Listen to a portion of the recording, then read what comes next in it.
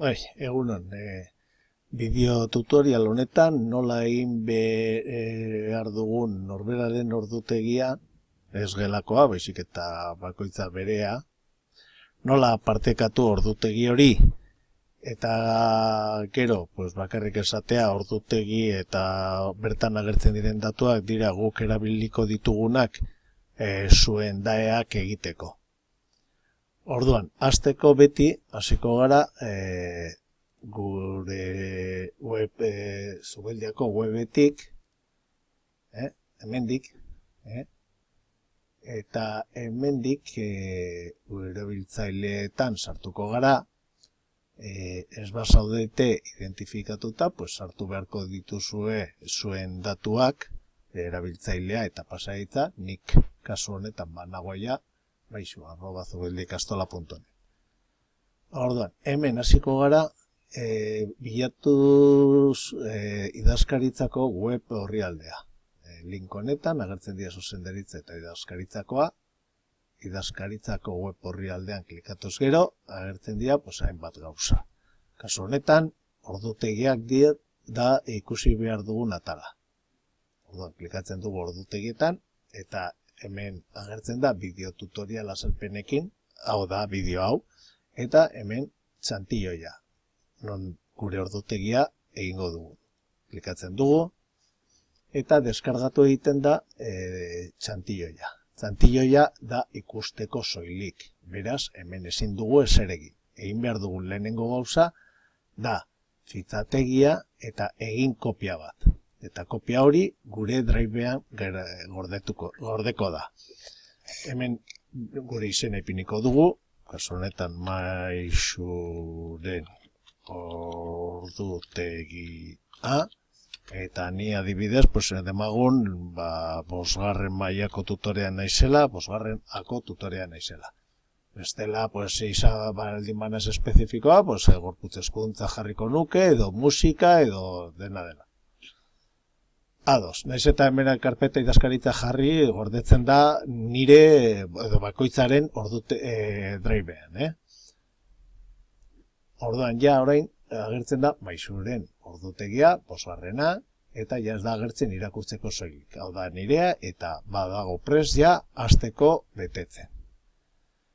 Egingo dudan lehenengo gauza da nire saioan antolaketa ona ekarri. Adibidez, nik astelenean badaukat lehenengo saioa 3 laurdenekoa. Orduan hartzen dut lehenengo 3 lerroak, 9-etatik 9:45 arte.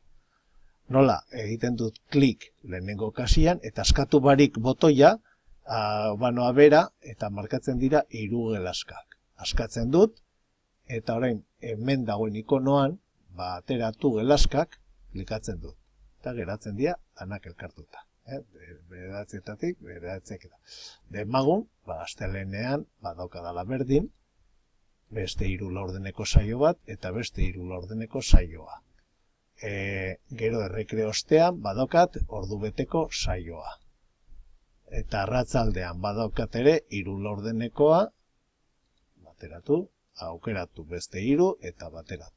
Eta asteleneko saioak badauzkat, oraindik ez dute zer idatziko dut gero, aste artean. Hau da estandarra, gutxi gora bera guztiok izango duguna, baina beti dago, adibidez hemen, badaukat 2 saio elkarrekin zuenketara doazela umeak, eta ni geratzen naizela beste gauza batzuk egiten. Orduan badaukat, ordu bat eta erdiko saio bat. Eta hemen 3 laurdenekoa. Hori da zuek ikusteko zelan antolatu daiteken, zuen bakoitza bere egoerara. Adibidez, horrela. Demagun hemen aste artean musika daukatela umeek eta da ordubeteko saio oso bat, ordubete. Eta nik gero hemen nago ordu erdi bat saio bat emoten eta beste 3 laurden hemen. Zuek ikusi, Gero hemen, adibidez hemen, ere badauka bananduta ordu 30 minututako 2 saio. Adibidez. Eta hemen, tailerrak dauzkadala, demagu, eta arratzalde osoa tailerra. Bale. Pues horrela, goaz antolatzen gure ordutegia. Horretarako oso argi izan behar dut, nola dudan bananduta saio guztiak, Bale, eta arratzaldean egingo dut saio bat ordu betekoa, erlijiorako, eta gero ordu erdikoa. Goizean, pues hemen ordu bat eta erdiko saio oso bat jarriko dut, hemen 3 laurdenekoa, eta hemen ordu batekoa. Eta arratzaldean, ordu erdiko saio bat, eta ordu beteko saio bat, tutorialako. Vale. Bueno, pues orain ja badokat antolatuta nire saioak. Orain bakarrik jarri beharko nuke, ezer daukadan saio bakoitzean. Orduan, lehenengoan badaukat euskara. Euskara. Idazten dut arloa eta enter.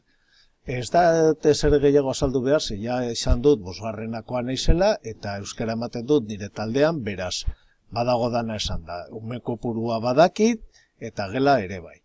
Orduan, euskara gehiago badaukat hemen euskara enter, idazten dugu, horrela, beste bat, idazten dugu euskara eta enter.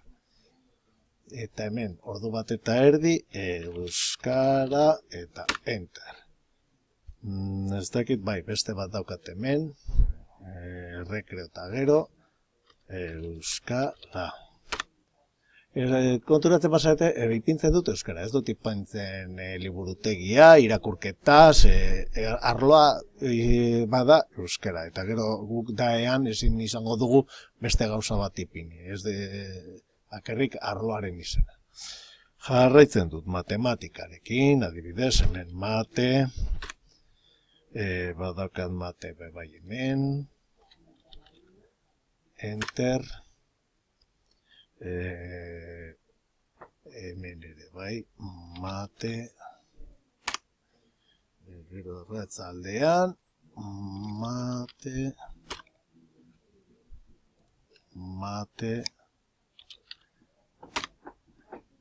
listo. Bueno, beste gauza bat, gero guri laguntzen gaitu asko, bada arlo bakoitzari kolore bat eman. Horretarako aukeratzen dut gelaska, eta hemen betetze kolorea, pues gorria jarriko diot, horia jarriko diot euskarari. Beste gelaska bat aukeratu eta horia. Euskara. Ze honekin gero errezago topatzen ditugu arloak. Horia. Materako, pues aukeratuko diot berdea. Bueno, berdea nahiago du, bueno, bardin da, Mate, la rosa. La rosa, materako, la rosa, mate, la rosa, mate, la rosa. Vale, orduan, orain sartuko dut, pues natura. Naturzientziak, natura. Eta beste saio bat daukat hemen. Natura. Eta kolorea, pues orain bai erabiliko dudala berdea, que es como más berea. Natura eta natura. Eta gero gizarte daukate ere, beste bisaio, gizarte, eta beste saio bat, gizarte hemen. Enter, vale? Eta beste kolore bat ematen diogu, pues, yo que sé, bakoitzak ikusi, hemen, bakoitzak nahi duen koloreaz, ez dut berdin erabili. Hola, gizarte. Jarraituko nuke, pues, gaztelaniarekin. Hemen dakat gaztelania, badakat ere gaztelania hemen, gaztelania,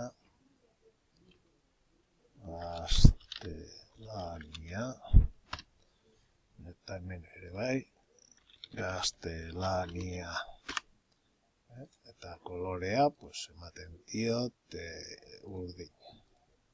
Urdina. Ez hori. Hau. Eta, hau. Vale, gaztelania. Eta hemen ere gaztelania, ahaztu zaidala, gaztelania. Vale, kolorea. Vale. Eta gero, hemen tutoretza. Tutoretza. Taka. Eta kolorea, tutoretzaren kolorea, jarriko dut, tutoretza. Bueno, beste, eta falta zait hemen, badaukat erlijioa. Hemen, klaro, nik ez daukat erlijioa. Dira, balore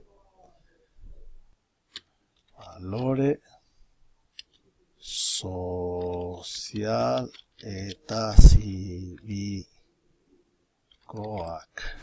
Hori da bere izen.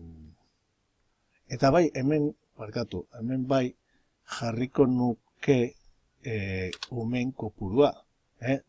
Ba niri laguntzeko, demagon 10 ikasle, pues 10 ikasle. Vale. Truko bat, jartzeko hemen enter, osea, leku bat usteko erdian, ikusi dugu horrela, enter ematen badiot, badoa eta gordetzen da hori. Baina nahi badut enter, osea, urrengo lerrora pasatu, kontrol eta enter, eta badoa urrengo lerrora. Eta hemen odein bai idaztiko dut, emer ikasle. Eta orain enter eta gordetzen da. Vale. Eta honi, pues ere, ipitzen diot beste kolore bat. Hori. Vale, geratzen zaizkidan utzuneak, bueno, parkatu, hemen da arte hezkuntza, badira tailerrak, orduan arte hezkuntza, eta kolore bat ere emango diogu, arte hezkuntzari, gorria. Hemen gaztelania astu zait kolore bat ematea. Listo. Beste arloak dira nire ordu libreak. Hemen dira gorputz hezkuntza, ingeles, hemen musika, hemen ingeles eta hemen ingeles. Baina, klaro, hori ez da nire ordutegia. Nire ordutegia da librea. Nik demagun hemen, ematen dudala refortzu bat, 5. beko ikasle bati. Orduan hemen jarriko nuke refortzu, kontrol eta enter, ikasle bat, berriro kontrol eta enter, eta ze mailakoa da, 5. B. Hori importantea. Datu hauek nire gelan ez nagoenean bai jarri beharko dudala. Zenbat ikasle eta zenbat eta zen maila. Besteetan ordu libreak dira. Dakizuenez, aurten ez daude ordu librerik. Osake, hauek izango dira, guk daean beste gauza bat ipiniko dugu. Zuek momentuz, horrela utzi, berde ja jarri dugu beste arlo baterako, berdez edo zuriz. Hobeto, zuriz. Utzi, eta listo. Bale? Eta horrela, geratzen da gure ordutegia. Itxi dezaket, aldaketa guztiak drivean gorde dira. Badaude gordeta, ez dago botoi bat gordetzeko. Beraz, honekin amaitzen du. Urrengo pausoa da partekatzea. Orduan hemen partekatu, zabaltzen da aurreratuak klikatzen dugu, eta da pribatua eta nik naiz jabea, baina nik irakasle guztiek, irakasleak ikusi dezakete, ez editatu, ikusi bai, ikus dezakete nire ordutegia. Horrela guk ere zuzendaritzatik ikusi. Hau beti kontuz, kendu, zebestela guztiek banan-banan jasoko dute email bat, eta hori batzutan, neketxoa da. Osa, kendu eta horrela inork ez du ezer jazozen. Badakigu dagoela eta listo. A2, gonbidapenak bidaltzeko urratza saltatu, bai, ez dugu bidali nahi, A2. Eta ja, badaukagu irakasleekin ikus dezaketela, eginda. Eta listo, ja badago, konprobatu nahi baduzue, izten ditute lehioak eta banoa lehenengo pestaina honetara, eta konprobatzen du Google Drive, nire Google Drivean, agertuko da, nik egindako ordutegia. Hau da, lehen egin nuen beste froga bat, baina hau da, nire